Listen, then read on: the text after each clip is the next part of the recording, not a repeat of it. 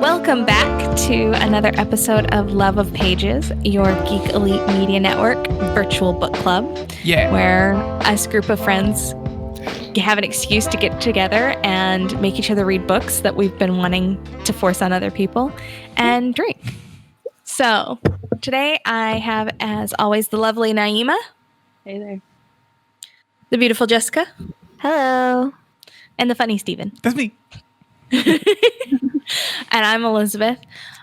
So today we are on Naimah's second pick in this batch because she was the creative person who was like, I know you guys said to pick one that's kind of longer, but I'm just going to pick three that are kind of shorter. I like that. And they've been great.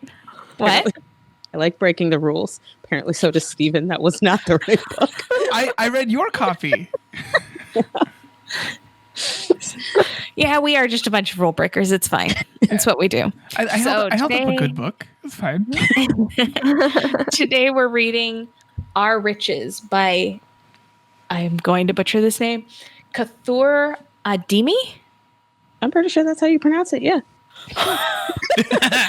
Somebody mark today down. Somebody mark today down as I have successfully pronounced a name. And that's going to be the last time in today's episode that that's going to occur because I struggled with all of these names. The locations, people names, anything. And this is not going to mean potentially anything to Stephen or Jessica, but every time they referred to Edmund Charlotte or Charlot, however you pronounce his name, I kept actually thinking of him as E.G. Naimah. For example, in legal citations. No. E.G. is used in other contexts than this. I was like, E.G. I was thinking initials. I was like, is there an E.G. case? No, you just mean E. Not G. Yes, that is literally. I was like, because how can I shorten him like I did with T-Dog in the Forever War? I'm just looking for. I was looking for something shorter that I could call him, and I kept going E.G. E.G. I'm like, no, his initials are not E.G. They're E.C. E.G. E.G.'s is a shaved ice place. Yep. What?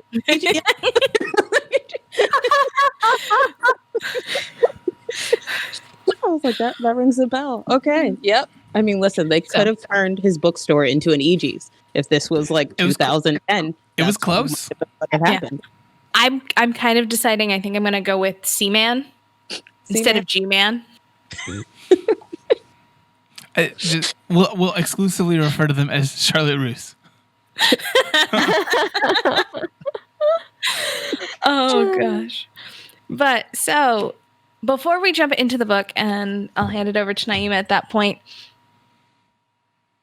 tonight's beverage of choice, because this book takes place in Algeria and they do not tend to consume alcohol, although apparently they do produce lovely wine.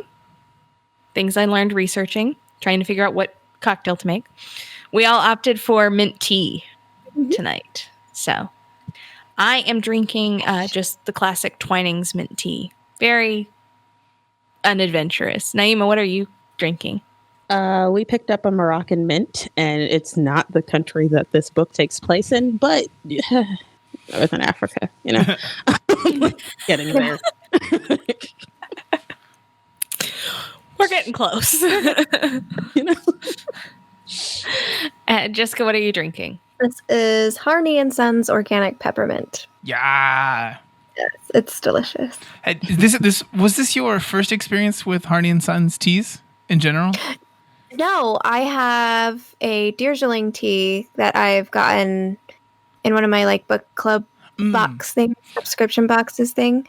I have that, but then you kept on talking about that cinnamon spice so much And I was just going to buy just straight Harney and Sons mint tea just to try another of their teas. But then as I was looking for it, I found this pack where it had a bunch of different flavors, 3 packs of each, and it had your cinnamon flavor too. So I'm like, I'll try that. And I did have the cinnamon. Oh, it was so good. And the funny thing is, I don't even like, because it tastes like a Red Hot, but like a really nice, I think I described it as like, it's an organic Red Hot drink. Like it's, I don't even like Red Hots, but it was so good. I was like, oh, so it's Fireball? Because like when anyone says, yes, the alcoholic in me was like, this would be great with whiskey. Like just like a shot of whiskey and a top. No, so it is literally Fireball without the whiskey. There's orange peel in there as well that kind of rounds it out and gives it this natural sweetness where you don't have to put any sugar or anything. It's really good. Oh no, I usually don't put anything in my tea other than occasionally I'll put in honey, but that's mainly just when I have a sore throat though. Makes sense. And then Stephen, I assume you are also drinking your Moroccan mint? Yeah. I am reminded that I don't like mint tea very much. Oh, mint tea's delicious. The second time on this podcast, you have a drink up there that you are not going to drink. I'm gonna drink this. I ran out of my other like safe time water. So what I'm hearing is we just have to stall long enough so you actually have to drink the beverage for the evening. Oh god. I mean, conversationally I will. I'm a conversational water drinker, so me too. It's a problem when I have alcohol instead of water. Yes, that is the thing. But okay, so without further ado, Naimah, I'm going to hand it over to you with Our Riches. Okay, well, Our Riches is it's 2 plot lines kind of intertwined into one. So you've got the backdrop of what's actually happening in early 1930s Algeria, and then also fast forward into present day where we have I can't really say he's an antagonist, but no one's going to like this character, Riot. Tearing apart a bookstore, and you can't really like that person. You know what I mean? So the main portion of this book is about a man named Edmund Charlot, and he opened a bookstore, a publishing house, a lending library, and a whole bunch of other things, the first ones to exist in Algeria back in the early 1930s. He's really noted for having all of these amazing authors pass through there and him publishing some of their first books like Camus, and there was a portion in the book where he mentions how Gertrude Stein commented him up in prison. Yeah. It was a good one. Like he was like that passage in his journal was basically like freaking like why would she do this? It's so specific with the words she wrote that they came for me. Listen, they were gonna come. He was like, we're already under suspicion, but this book has a lot of historical backdrop because there is the World War. That's a backdrop in here, and it shows a lot of the colonization of Africa and sort of the French influence on their culture in general. But I really loved this read because you've got so many interesting characters, and that was one of my first questions for everyone of how did they like the characters, because there's Abdallah, who's like, I don't want to call him a hermit. I don't think he's a hermit, but he's your grouchy old man outside who lives in the past, but also is endearing and sweet. And then you have Riad, our young, aimless kid who's just taking a job because someone told him he had to and learned so much, but also I don't think that he had a bunch of development by the end of the book. And then, of course, Edmund Charlot, who we have throughout the book, his just journal entries. So that's where we get the majority of that character from. So I think for me, I mean, Edmund Charlot is definitely the protagonist, and I liked him, and I could somewhat connect to him. Although a number of times I wanted to be like, quit being so nice. Like, you need to get a little more cutthroat. Backbone. Take the money. Don't just give it away. Well, not only take the money, but also, like, your name's the one on the letterhead. Like, control the other people, tell them to go pound sand. Like, if you're going to be the editor-in-chief, you're the editor-in-chief, and you just have to do that. Like, it's not pleasant. Nobody likes it. That's not the fun part of the job, but it's the necessary part of the job. But besides my frustration, I enjoyed that character quite a bit. In terms of Ryad and Abdullah, I kind of felt the same way about them, surprisingly. I felt kind of sorrow for them or sympathy for them for their general emptiness. Because both characters were shells of who they really are. Neither one really having any direction or purpose. Abdullah, because he was so focused on living in the past, and Ryad, because he was so focused on the future. Neither one of them was really present or fully there. And so I did see them as almost the same character. Okay. So. Sorry. I feel like there was like one character I found fascinating and you never got their point of view, and I was kind of upset. But Manon Charlot, his wife. Yeah. I was like, she sounds so amazing, and you get like I liked her introduction was basically, I was sick, Manon stayed over, she's great. That was it. I was like, wait, you're dating somebody?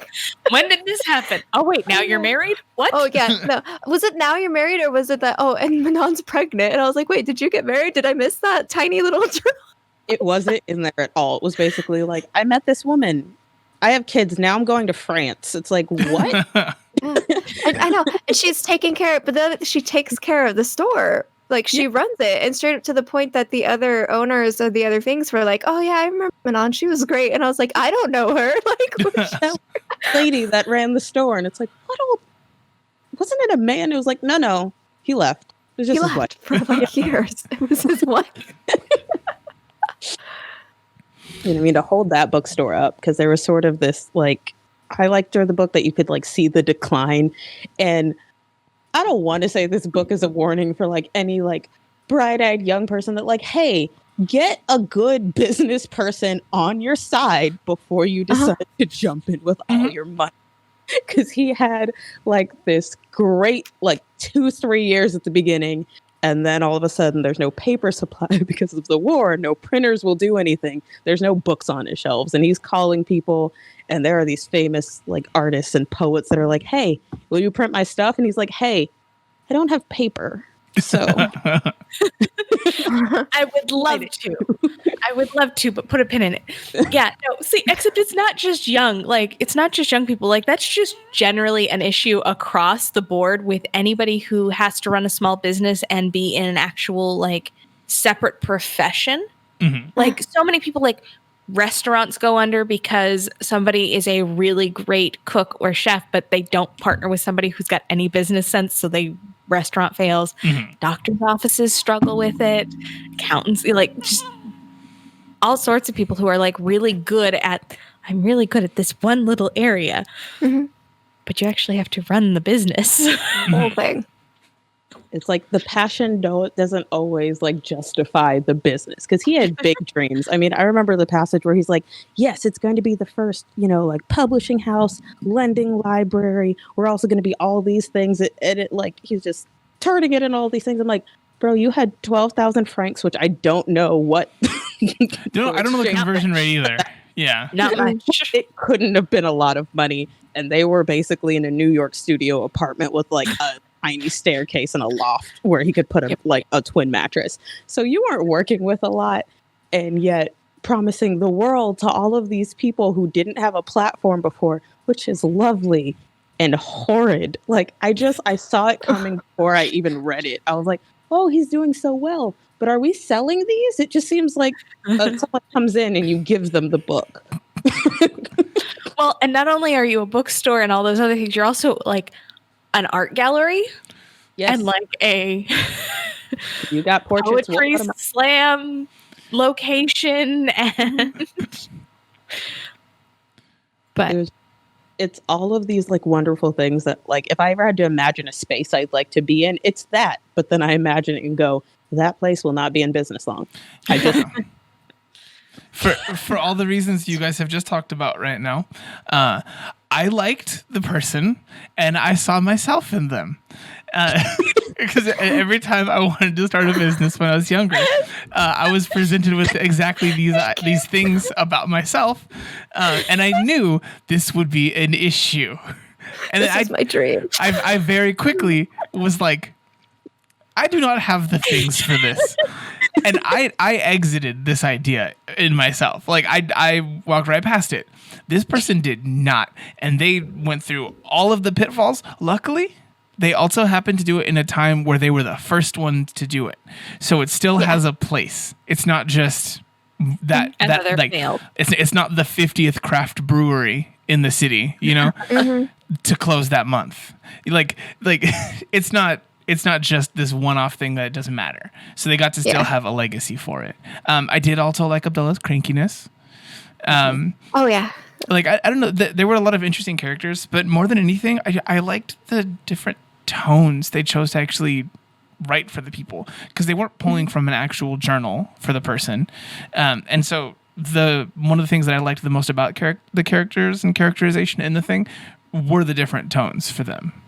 Like the way earlier you said that like when they were introducing this brand new life change was like 3 sentences, and not even full sentences at that. That's literally how that's written for him. Yeah. So I don't know. Well, and I will say, so I had to find the name. The only person in the book that I actually hate is Amarouche. Jean Amarouche. He's the one who Edmund was partnered with and then like kind of like came in and took it from him and then started bad mouthing him towards the end. And I was like, you sir, I don't like you. Right. Right. Well, he started with 2 partners and they disappeared as fast as I think I've seen in any book ever. It's like, we started a business. Who were those 2 people? They're gone. I think that's how that goes. Listen, we all watch Tiger King. That's what happens in business. I actually have never saw it. And that's okay. Stuff like Facebook and all those things where you only know the one guy that did it, not like the background people. But sure, let's go ahead and talk about feeding people the tiger. But I feel like the Winklevosses got more screwed out of things than choosing to just abscond. To just leave. Yeah. No, I think my favorite line of Abdullah's was like, you want to be a destroyer of books. Like, he was like, oh, what are you doing here, to Ryad? And Ryad was like, oh, I'm here to, do an internship. Do an internship. And it's like, an internship is like, for what job? And he's like, just, close down the bookstore. Like, what are you going to do with the books? He's like, throw them away. It's like, your job is a destroyer of books. You're choosing to do with your life. And I just love that characterization, because that is what I'm going to call anyone that shuts down a bookstore ever again. Like, don't do that. As a person who worked at a bookstore while it was closing, that's exactly what that feels like. It's exactly what it feels like. Mine's still kind of almost open, though. I don't know what they're doing with it, actually. It's kind of dying a slow, painful death. Yeah. A very slow, painful death. I don't think it's ever going to open again, but I don't know what's happening to the That's how books. that goes, honestly. But yeah, I don't know. Should we give more plot stuff for anyone who's stuck, who's here with us, likes the things that we say about the books? So plot. Yeah. I guess like everyone can like point out there's a lot that happens in this book, but it's not. I guess there's not like a follow through to any of the major events. So the backdrop of this book is on so many things. Like the war is going around. He basically gets is taken across the world for being in the military. He ends up in prison at a point. But this, like the whole onset of this is it's just this kid that loves books and decides when he is young that he is going to grow up and do all the things that he eventually does accomplish. He does end up opening 3 bookstores, 2 in Algeria and 1 in Paris. One that the book is about that we know I think we've said the name of it, and I've been avoiding it because I don't speak French and I cannot pronounce it properly. But we're going to butcher this just for the sake of it.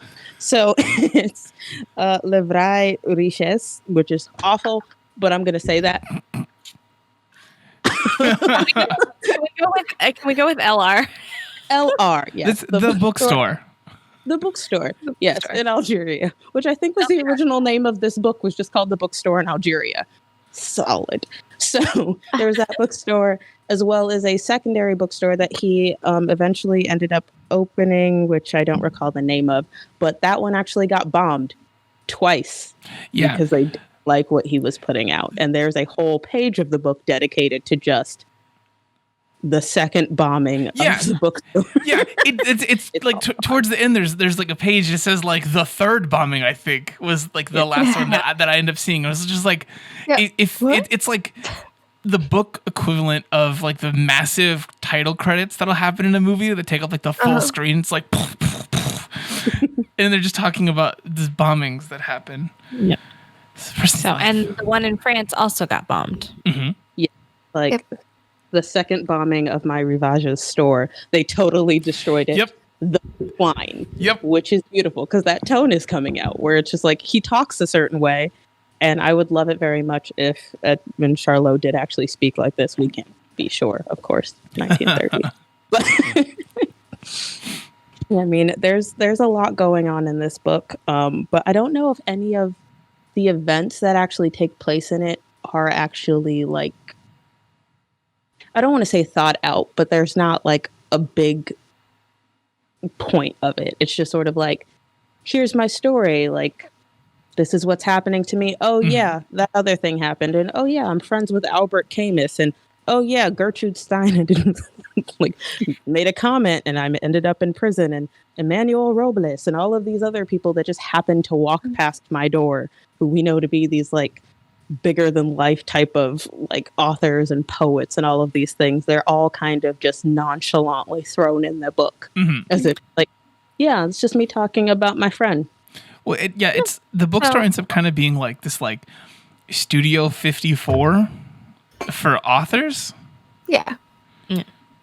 So I think that this book takes a very similar approach to 20th century Algerian history as The Water Dancer did to its topics, in that instead of looking at the big historical events, you look strictly at their impacts on this one individual character. Micro instead of macro. In terms of overall plot, for those who aren't tracking, because there is so much in here, but for our main two characters, Ryad and Edmund, Ryad, it occurs entirely in 2017, in the winter of 2017. He is a student from Paris. He's a student in Paris from Algeria who needs to complete an internship to graduate. He is going into engineering, but nobody cares what his internship is actually in. So through a friend of his father, he gets assigned to this internship to go clear out what is Edmund's bookstore, and paint it white so that they can so the friend's son can open a beignet shop. Which was fictional, by the way. That was not a plan for did not the place. happen. I had to see. Okay. I had to look. Well, it says so in the last page when he does the sources and such. I didn't read the source part. Oh, anyway. So Ryad travels from Paris to Algiers and goes into the bookstore. We meet his other half, Abdullah, who has been serving. The bookstore had been converted into a lending library run by the government, had been sold off to the investor. The neighborhood got together and decided, okay, we're just going to pretend we don't have any paint so he can't finish this project. Abdullah stands on the side of on the walkways for the entire length of the book, just kind of in his burial shroud, like kind of glaring at Ryad, but also having coffee and conversing with him. Eventually, throughout the story, Ryad attempts to donate the books instead of just throwing them out like he was instructed, gets turned away at the school, gets turned away from a lot of other people because if it hasn't gone through the proper ministry channels, it can't be seen. Yeah. Eventually, he does give away some of them to underground organizations and throws the rest of them away along with all of the other shelves and furniture in the bookstore. It is never clear if he actually does paint it. That doesn't come up. So that's Riad's. Edmund's, which is the main story, I really feel like, in the book, tracks the history of the bookstore. Starting in the 1930s, Edmund is fresh-faced in college, and he gets with some friends, and he's like, we're gonna learn. We're gonna learn, and we're gonna absorb all these books, and we're gonna print Algerian writers. Like, we're gonna do this. And then everybody kind of tacks on. And as Naimah stated, his first two partners bolt super quick. He gets on additional partners. Then it's the struggles of having to try and publish in political turmoil, war, shortages of papers, potential prison. The group eventually, after World War II, because France has been demolished, decides that they're going to branch out because their bookstore is the only one still standing. And they open an office in Paris where they're going to become the new FLN, which is the French, New York Times, essentially, is what I feel like. They're going to create they are going to be the voice of France in their publications. They obviously get a crap ton of pushback from the racism that is still heavily prevalent in France. And because of all of that and the ongoing shortages of paper and their lack of business knowledge, relationships start to fray. Business starts to fall apart. Edmund is forced to step down and go back to Algeria. The French bookshop continues to run without him. The Algeria one had been running without him. He can't run either of those now because he's been excised from the business. So he opens a third one. The bookstore in France gets bombed. The bookstore that he now runs in Algeria gets bombed twice. Everything is basically destroyed. He picks up the pieces and kind of starts again. So that's kind of the large brush strokes of the book, I think. And somebody missed something. Great. You definitely talked about the impact of the paper shortage in a big way. Do you guys remember several years ago? There was this time period where you just couldn't get helium because there was a national shortage for it. I remember that. It was 100% a byproduct of war and war things, and there just were people who didn't look at it as a thing. It was just like, oh man, they usually have balloons here. Like, I guess no balloons for this birthday. It's such a small thing, but it is a byproduct of war. We just happen to live in a country that doesn't get to see the real fallout of war in as direct of a way. But that stuff's very real. Yeah, you run into it a lot with spices in particular. And there's huge concerns about like rare earth minerals. And in fact, right now we're in a silicon shortage. Well, and speaking directly to your statement, Stephen, Myanmar, there is assertions that the entire military coup and issue is all in regards to jade. Particularly jadeite, which is found almost exclusively in northern Myanmar and is currently a very unregulated market. Yeah, it's there's interesting things like that pop up. And again, if you don't live directly in the place where it's being tussled over, you rarely feel real effects of it. And so reading this one and just having to deal with that idea is so specific because paper is just taken for granted. And I mean, but it was, go ahead. That's the sort of thing of it does have these giant repercussions, not only for the country involved in it, because Algeria is sort of side character to whatever's in Europe, because it's a cultural hub in that it is predominantly African Arab population. There was this whole discussion at the beginning of the book about not intermixing the French people who came into the country and the people that were native to the country because of the detriment that may have caused. But there's just this sort of like residual effect of what happens to them because they're getting all of their supplies and all of that regulated from France, from other countries, and war just shuts that off, and no one in France was batting an eye about it because why do you need paper is kind of the thing. So it's interesting to kind of see how, like, with the same thing with the helium thing, of how something that we take for granted now, but also just like something that you don't think about on a regular basis is just like, oh, well, no, we need that. That's kind of something that still makes our world go around. Because if there was ever a paper shortage in the United States, I don't, like, we have computers. We live in a time where it's like, Yeah. we don't need paper, but there's still so many things that are reliant on paper. Mostly that we don't bathrooms. Yeah. No. Okay. No, I no, make no, out no. bamboo. You cannot take my actual paper books. Like, I will hunt you down and murder you. No, I will not do a digital e-reader. But E-ink is good. There was a new smaller color e-ink reader that came out this month. Got real excited. Turns out it's trash.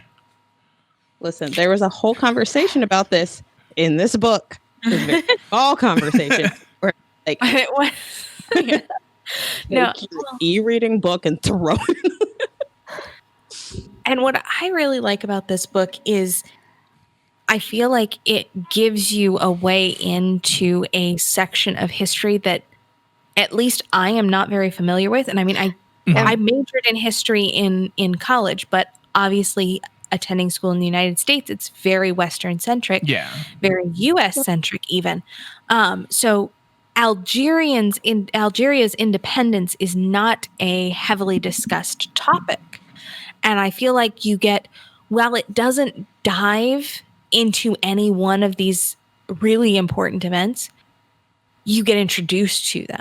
And I feel like that sets it up to be a really good potential classic that you might use in a literature class, like particularly if you are of the mindset where you're sophomore English and your sophomore world history teacher try and merge curriculums and play off each other, that this would be one of those that gives you a chance to really kind of dive into that and without, From that point, it's like, I think of it like this, I feel like a big part of our history and why can't say it's the reason why we're so exclusively Western or like US centric, but it might be a good excuse that people use. Is just like sometimes there are parts of history that are just detached, like they occur there. There's not like residual effects that would have affected anyone in the US, that would have affected anyone else. But like this book puts it in the perspective of, hey, the things that were happening in Algeria, the reason that we have this, the reason that we were in such detriment, all of these things happened. The reason that these people were even here was because there were other things going on other places. So it's like, it doesn't dismiss the fact that, hey, World War II is going on right over here. But hey, World War II wasn't happening on Algeria's soil, but it did have effects for the people of Algeria and what, their lifestyle looked like. So it's kind of that thing of like, hey, you are interconnected to this place, even though you think like, oh, it's that country I've never heard of, or I don't know much about their history, or why would I? One thing that was cool about the book, I feel like you like almost like, I was like, oh, you're going to segue into it. But the literal writing style of the opening and the ending of this book is that it's kind of like a travel guide for a moment. Yeah. It's not it's not talking to anyone who's from there. It's not like, like it talks about things that are inherent to that area, but it's not saying those things as like, well, you remember Jack. It's more like, when you visit here, this is what you will see, and these are all local landmarks, very much like from this place. It was Kinda nice. me want to visit. Yeah. Well, yeah, I could go to Algeria, I'm sure. Yeah. No. So, I mean, overall, I really like this book. I did struggle with the format, to be quite honest. And I could have entirely done without the Rayad portion of the book. Interesting. Like, I honestly could have. Like, I don't feel like I would have lost any connection to the bookstore by not having it. And I feel like it was important for the message, though. I think he's a device. Yeah, he's a device more than an actual character. Mm-hmm. Or No, I think absolutely. it's been done slightly differently. I feel like what they were trying to do was the back and forth. Like you have this bit of Edmund and you have this bit of Ryad and this bit of Edmund and that bit of Ryad. But I didn't find Ryad's portion particularly as interesting just because it seemed like he was just struggling with things that were more just surface. It was like, well, this was my life there. What am I doing here? It was it did help with like understanding his character a bit, but I feel like we could have just had like section called Ryad and then just continued on without the rest of it. I think it is also kind of like the classic character of how a person from this time, in the way that a person will have a different view of something that's so important to somebody else, but not I'm trying to think of the best way to say it. It's just it's so different for a person to look at something from a different time and still internalize how important it is through the lens of now. And so he's tasked with one very small job. They look at him as like this guy who's supposed to destroy some books and everything. But for him, he's just trying to do the thing that's one of the most important upcoming goals for his life. He's checking a box. He's like, I needed an internship. This is an internship. Mm-hmm. And it's not even it's not a place that's super active. It's like, yeah, like they rent people check out like 3 books a month. Like, yeah, cool. I'll go clean that out. Yeah, no, that was where Abdullah lived. That was about where the bookstore was at that point. But Yeah, I did like the portion. yeah. Go ahead.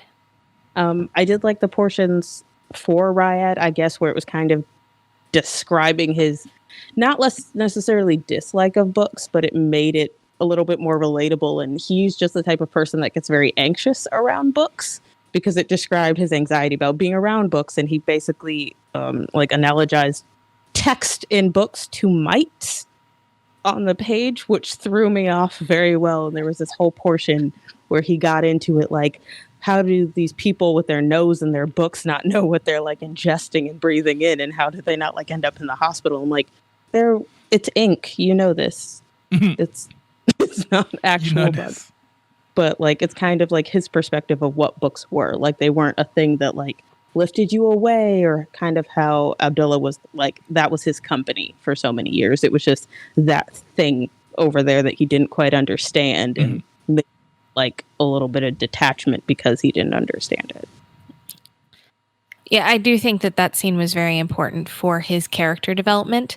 I guess I would have found the message, a little bit more compelling, because at first, before we get into the back and forth, you get a like short synopsis of Abdullah's attempt to save the bookstore. Yeah. And I think I would have found, if you had stretched that out as the entirety to replace Ryad's, I would have found that more compelling, because then it's the birth and the death versus the birth and the after death. I think it is an example of the death, because I think I assume Ryad is a metaphor for ebooks and stuff like that and technology. That's what I went, was Ryad is the death of this bookstore because he represents the death of the bookstore. Or people's like lack of care for a bookstore books. That's what it is. And there's this term, like it's opposite of that term where, and I can't remember what the term is, but there's this phrase or word that represents that feeling you get when you look at somebody that's a complete stranger and you look at them and you get this feeling like that person has their life and it's as like exaggerate as yours, like it's as amazing as yours, but it's that person's and you'll never know it. And I can't remember what the term is, but it made me think of it's like basically the opposite of that. Like Ryad can't see how important this is. That like, because it's all about Ryad kind of thing and all self-centered. Whereas people who read books, we tend to have that imagination where we connect with people, that empathy, that because we know everybody is as complex as we are. I really wish I knew the term. It starts with an S. It's one of those like weird words. Well, you're thinking on it. I guess for me, I see Ryad as the post-mortem cleanup. The bookstore died the day that it was sold. Mm-hmm. He's simply there for the cleanup, the post-mortem cleanup. And so to me, I guess that's why, because Edmund's story is all about the struggle of the birth, I would have liked to see the struggle of the death. Did you find the word? It's Sonder. Okay. Yeah. The realization that each random passerby is living a life as vivid and complex as your own. That's what it was called, Sonder. The opposite is how Elon Musk looks at people. Yeah. One of the things, I lost the thought. Dang it, Elon Musk.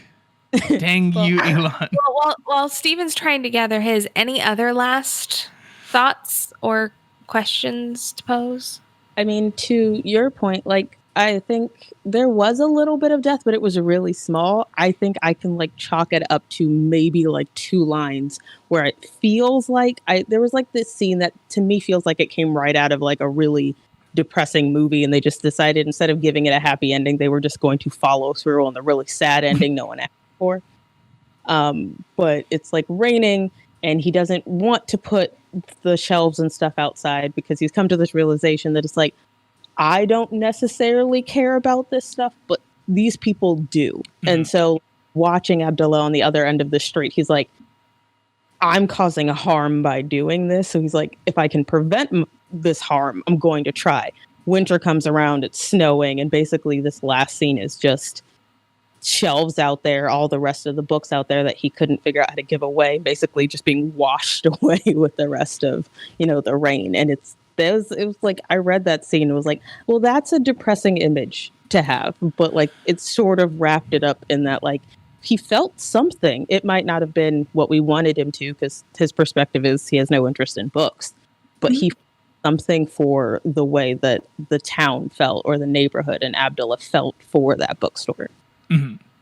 Yeah, I focused on more of that kind of thing for the character because, I mean, like I said, like worked in a bookstore when it closed. I had to work directly with a person whose whole job was going to places and then liquidating those stores. And I want to believe more that there's a human side of them that feels like I'm not here to, like, I'm not here to destroy this. I'm here to do just the thing that I'm supposed to do. Listen, I will believe of that person when I see them looking at every single book and just saying, I'm sorry, and then putting it down. The one who came to Hastings bought a lot of books. Yep. Oh, yeah. And that is the good thing about the internet, too, nowadays, is you have a lot of sources for people buying the books that don't sell from big bookstores. Like I get most of my books from those kind of places because you get the book for like half price, and all it is you get like a black dot on the edge of the spine, or saying the ink line. Yeah, or the ink line, or occasionally it's like if it's printed slightly wrong and the publisher doesn't know what to do with it, but they printed 1,000. You get stuff like that, and that's the one good thing about the internet is that you can have these companies that are sort of like, we'll take your trash because it's not trash. Deliver less. That's the entire idea behind the business that's gone now. But Factory to You and Fallas Paredes, like that's literally their business. Like I'm gonna buy underwear for real cheap. Sure, the left leg's longer than the right leg, but you know what? I got them for like 30 cents. It's okay. Yep. Yeah. No. I think going off you, Naimah, the saddest scene to me was when he goes to deliver picture books to the school and the principal comes out and goes, "Oh, that's so nice of you, but we can't take them." Yeah. Like the kids need these books, but we can't take them. The guard was, "Oh no, we can't take that." And he's like, "Why can't you? It's for children." And he's like, "No, because red tape, some more red tape, government. No, just go ahead and you call somebody who will put you on hold and then make you like submit 16 forms online and then still not come get it. And then you'll have 2 years you can donate." Yeah.